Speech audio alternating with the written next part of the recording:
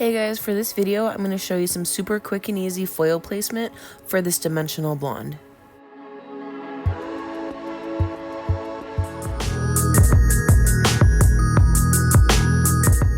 You guys can find me over on Instagram at Chrissy@the_cottage. Okay, so I just finished my purple client and my last client for the day is here, and we're not really sure what we're gonna do. We know we're doing some sort of blonde.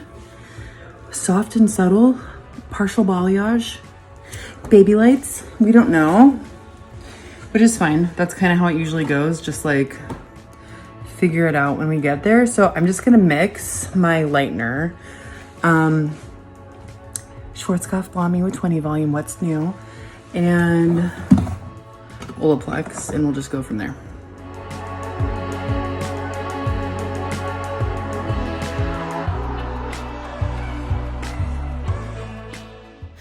Here's my client's before. We're just gonna do a really quick trim, take off a couple of inches. She just feels like her hair is getting too dried out and kind of scraggly at the ends, so we're just gonna clean it up a little bit.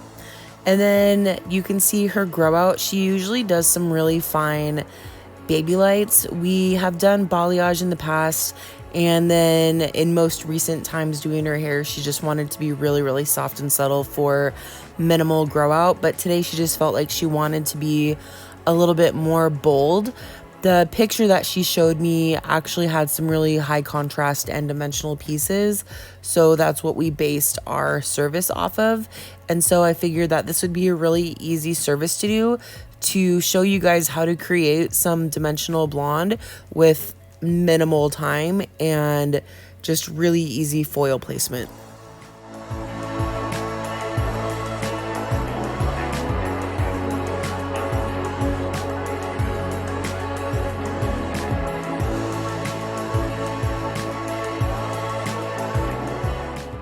I normally would cut her hair straight onto the mirror, but just to be able to show you guys trimming her hair, I usually have to turn them to the side to give you guys a better view.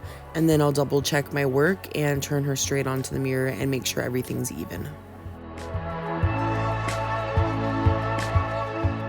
So right now, because I'm trying to figure out how she wants her grow out to be for her facial framing highlights, I'm just going to kind of go over this and ask her what she would prefer. So do you, even if we backcomb it and or do like really soft weaves, do you not want to take it up all the way right in here at all? I guess, what do you think looks better? Probably not for minimal. I mean, either one looks fine, but probably for minimal grow out, okay. We'll just kind of backcomb this part. If you watch my videos, then you know that I normally would go through and do the hairline foils right around her face, but because she wanted this to be kind of softer and minimal grow out, not have anything too heavy, I decided that we're just going to backcomb this one, and I'm actually not even going to go through and do any highlights right around her temples or anything. We're just going to do straight down the mohawk. The last time that we actually did her hair, she did want it to be a little bit more bold and brighter right on the face, so we did do it a little bit heavier, but she noticed that she didn't really like how heavy the grow out was. So this time when we did the highlights right on her hairline, we just ended up doing a weave to break up the foil that we did last time to make it a little bit soft and subtle.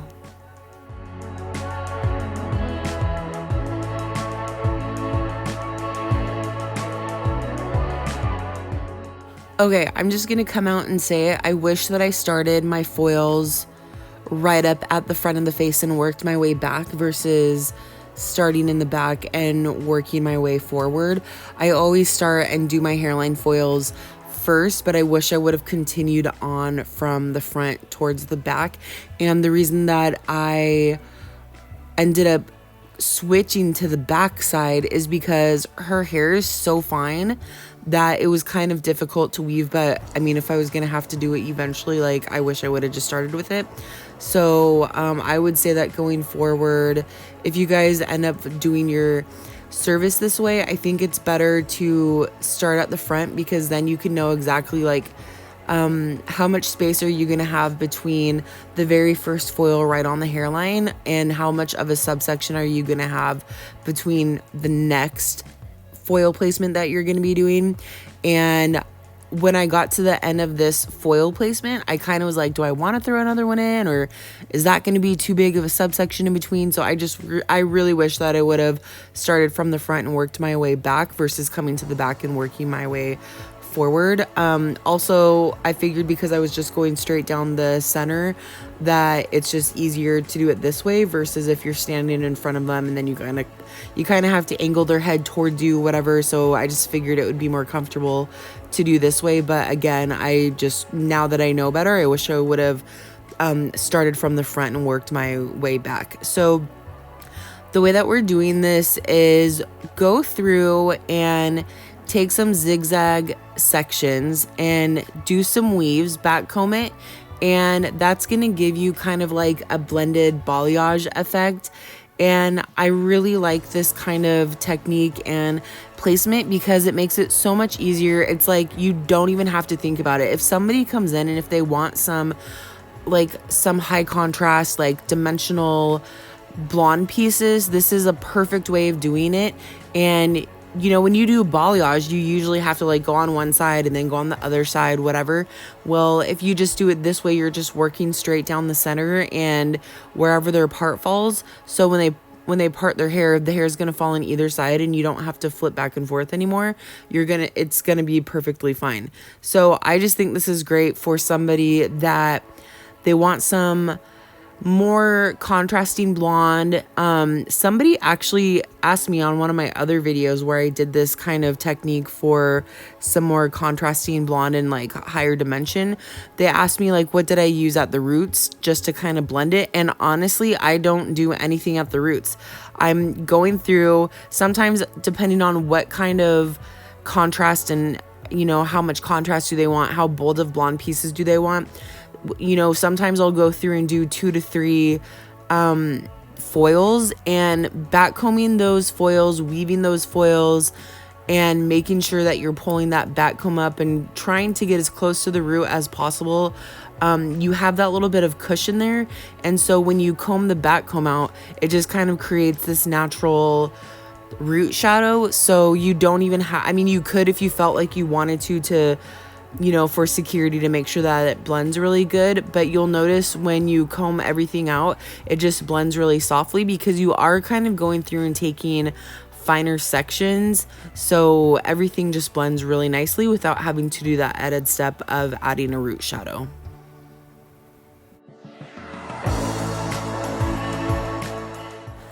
Okay, this front section is where I wish that I would have started in the front and worked my way back. I got to be honest, so when she showed me the picture, it definitely looked very high contrast, like tons of dimension, like bright, bolder pieces. And we kind of talked about it. I'm like, okay, so you definitely want something more high contrast than what we normally do. Well, then when we were washing her hair out, she told me, she's like, yeah, I just want it still kind of subtle. And I was like, hold up. Those pictures you showed me were definitely like more bright and definitely more bold. So I just told her, I was honest. I'm like, so you might feel like this is maybe too chunky or too bright or whatever. So I just told her, just let me know how you feel about it. And we can always tone it down if it's too bright or too chunky or whatever. So, after we washed her hair, which by the way, I totally forgot to record what I toned her with, but I ended up having to go through and not on her hairline, but the section that I'm working on right now ended up being too bright and too bold. So I ended up having to go through and just honestly, I just did 2 weaves, really fine foils to break up that section that last section right after the hairline. And I had to throw in, you can kind of see there that it's a little bit warmer in that one spot. But I ended up having to go in and throw in like a 6N just to kind of soften it up. And then I also didn't record it, but I ended up toning her hair all over with just like a 9N, just because she didn't want it necessarily too bright of a blonde. She wanted it to blend a little bit more. So I just thought using a 9N would be really soft and pretty of a blonde. And after we threw in that 6N to break up that first chunkier piece. She was really happy with her hair. She kind of liked that it had some different tones to it, like they weren't all just, you know, that blonde. She kind of liked that it had different tones to the hair from adding that 6N in there. So I just had to be honest and let you guys know that make sure that if you do this, make sure, depending on how chunky and how bright of dimensional blonde pieces they want, maybe only do 2 weaves that are back combed. If they're okay with having it more bold, then go ahead and do like maybe 3 weaves. Just make sure you have that conversation to know, like, okay, I know you want more dimension and a little bit more contrast, but like how much high contrast do you want? Do you still want it to blend, or do you really want it to stand out? So like you can see right in there how nicely it blends into the root. So I feel like people that normally do really fine and soft subtle highlights are kind of wanting to come in just because of the time of year we're having, especially here in Washington. I feel like people are wanting to brighten up a little bit more, stand out a little bit more with their blonde hair to feel better, just because it's so drab right now outside. So she's one of my clients that normally likes to be really soft and subtle, and she definitely wanted to stand out a little bit more. And then I had somebody else message me kind of saying the same thing. So if you're in Washington, maybe be prepared for that. I feel like people are just wanting to step it up a little bit more and feel a little bit better. So anyways, yeah, I feel like this is such a good way to add some easy dimensional pieces for your client. It takes all the guesswork out. You don't have to wonder about like, where do I do my balayage pieces or whatever. You usually just do your subsections, do your weaves, back comb it, you know, do maybe inch subsections in between. That way you have that depth left in there also.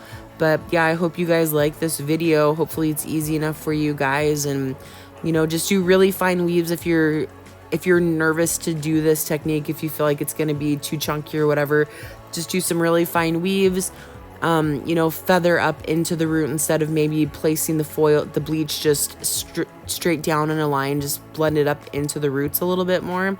Do some smaller sections, like work your way into the service if you're kind of nervous to do it. But I think that this would be perfect for anybody that maybe wants to start doing some more contrast blonde, but not necessarily like, you know, doing it too harsh. It's just perfect for like a nice subtle blonde with tons of contrast.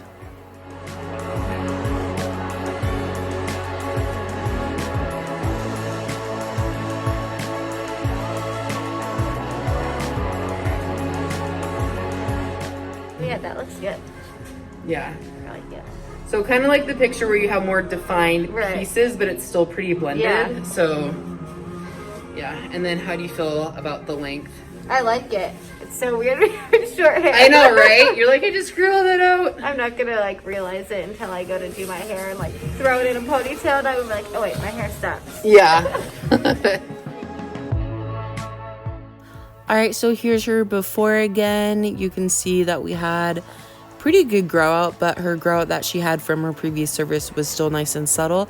And then here's her after, definitely a lot brighter, but still super blended into her roots and her natural color. So she's not gonna feel like it's too heavy of a line of demarcation when her hair grows out.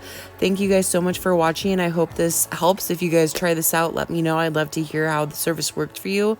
And don't forget to like and subscribe.